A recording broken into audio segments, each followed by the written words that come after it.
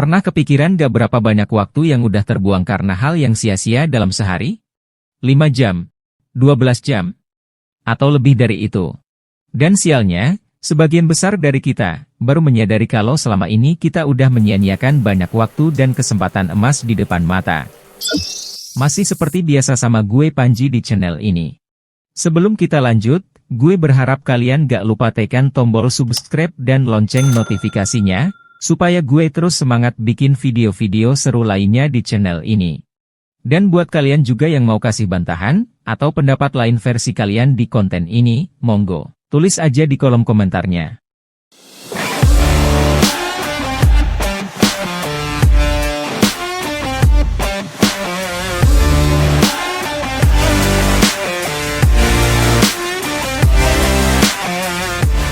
Oke, seperti yang pernah kita tahu dan rasain juga, bahwa ada kalanya, kehidupan itu punya gaya gelombang yang gak bisa diduga.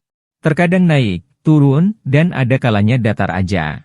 Tapi ternyata sebagian besar dari kita justru merasa seperti berjalan di atas awan. Terlalu nyaman menikmati sebuah perjalanan yang tanpa disadari justru menggiringnya menuju titik kehancuran. Dan jujur, hal-hal semacam itu hanya akan membuat diri kita semakin aktif merusak keadaan. Begitulah dinamika yang bakal selalu ada dalam sirkel kehidupan kita sebagai manusia. Berbagai alasan, persoalan, bahkan masalah akan terus mendatangi kita seperti kerentanan pendapat, perselisihan antar manusia, penilaian buruk terhadap kehidupan sesama, ekspektasi yang terlalu liar dan hal-hal variabel lainnya. Hingga jika kesemuanya itu dibiarkan, justru akan membentuk gulungan bola salju yang terus bergelinding ke bawah, dan berujung pada kehancuran saat terbentur bebatuan di ujung jalan. Seandainya, kita mau mencoba jujur bertanya pada diri sendiri, apa yang ingin kita capai di 10 tahun ke depan? Apa aja yang udah kita lakukan? Atau mungkin, belum sempat memikirkan hal itu. Coba berkaca dari beberapa orang sukses yang kini sudah menjadi inspirasi bagi banyak orang. Amati bagaimana mereka membangun itu selama beberapa dekade. Bukan hanya beberapa saat yang terkesan cepat dan instan.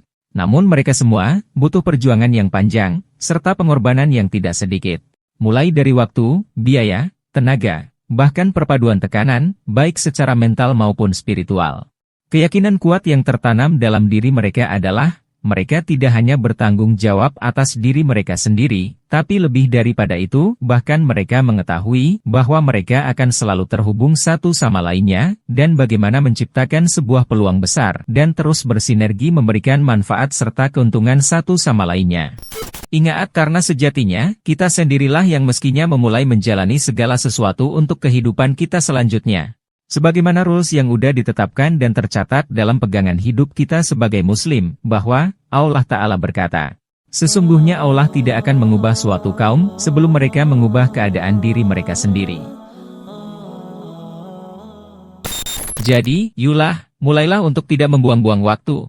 Lakukan apa yang bisa kalian lakukan untuk masa depan, dan terus kreasikan sesuatu hingga menjadi baik dan lebih baik lagi. Abaikan hal-hal yang gak mendorong pada tujuan kita, dan nikmatin aja setiap prosesnya, hingga tiba saatnya, di mana kita merasa goals yang diraih bukanlah tujuan inti dari rangkaian upaya kita, lantaran merasa sebab kekayaan kita, kehebatan kita, dan kepintaran kita yang bisa merubahnya.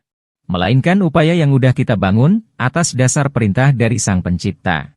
Dan saatnya, kali ini gue coba berbagi prinsip atau metode yang berpotensi memberikan nilai, dan tentunya juga bisa kita aplikasikan bareng-bareng, gimana cara memulai untuk tidak membuang-buang waktu kita. Yang pertama, mental health. Persiapkan terlebih dahulu mental baja, yang kuat, yang sehat, dan bertumbuh, atau yang gue sebut itu, growth mindset, sebelum dan saat menjalankan setiap tugas atau pekerjaan hingga resikonya. Yang kedua, Pareto Law, atau yang biasa disebut 18-20 Principles, di mana 80% yang dihasilkan adalah 20% dari effort atau upaya kita. Artinya, coba fokus dan prioritaskan pekerjaan yang sedikit untuk mendapatkan nilai atau hasil yang lebih banyak.